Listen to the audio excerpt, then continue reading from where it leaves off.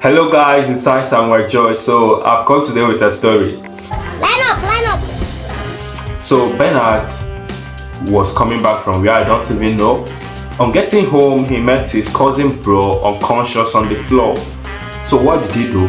He just rushed to his side, held him and started crying, shouting for help, wailing and weeping. What he did, is it actually what he's supposed to do? The answer is no. Why? Because what he did, let's say his cousin bro wasn't dead already, that could even contribute or catalyze the death of his cousin bro, because that is not in any way something that can help to resuscitate him. Whoever gave you this idea? So now, if you are in Bernard's shoe, what would you have done? Go to school regularly. So let's take a look at what you should have done. So if you are in Bernard's shoe, this is what you should do.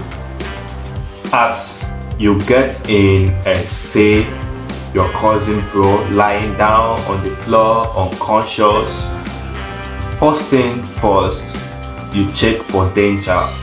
Check the area, take a look at the environment and know if it is safe, so that what possibly puts him in that condition would as well put you in same condition.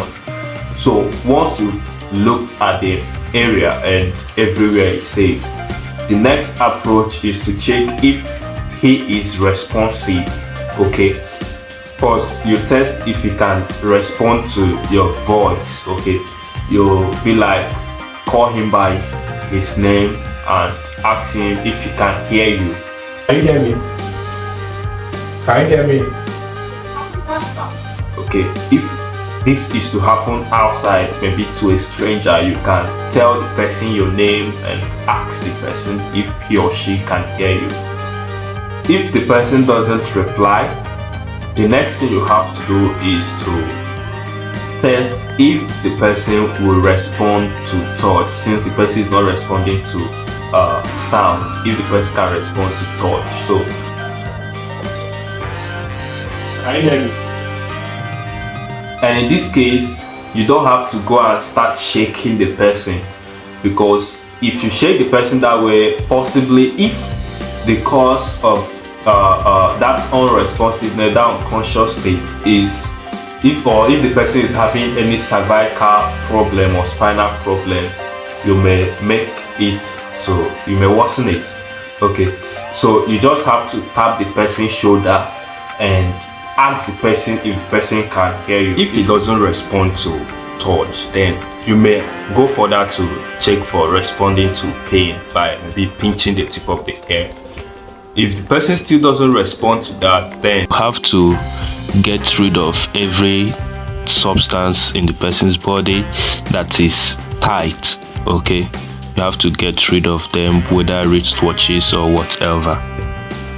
you now have to check the person's breathing, okay, by placing one of your hand or palm on the forehead and then elevating the head, and then be in a position that you listen to the person's breathing, as well as look at the movements of the chest if they are normal. Okay, you can as well check for the person's pulse rate. Okay, if these two are okay, then and the person is breathing well, you just have to place the person in the recovery position.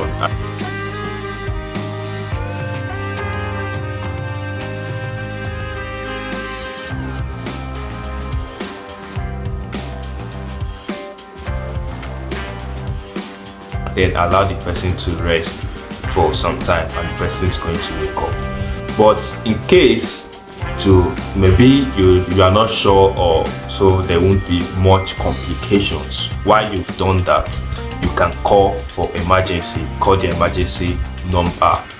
Okay, and even when the person is all right, when the person gets up, the person still have to go for checkup. All right.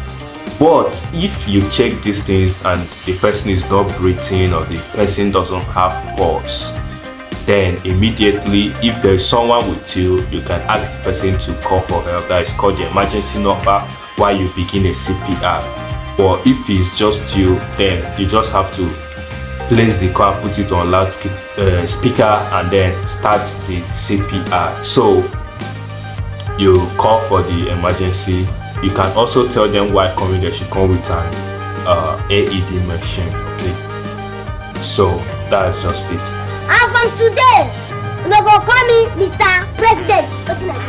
Mr. President. So I believe that you've learned something today, and then you won't be like Bernard whenever you are faced with such situation.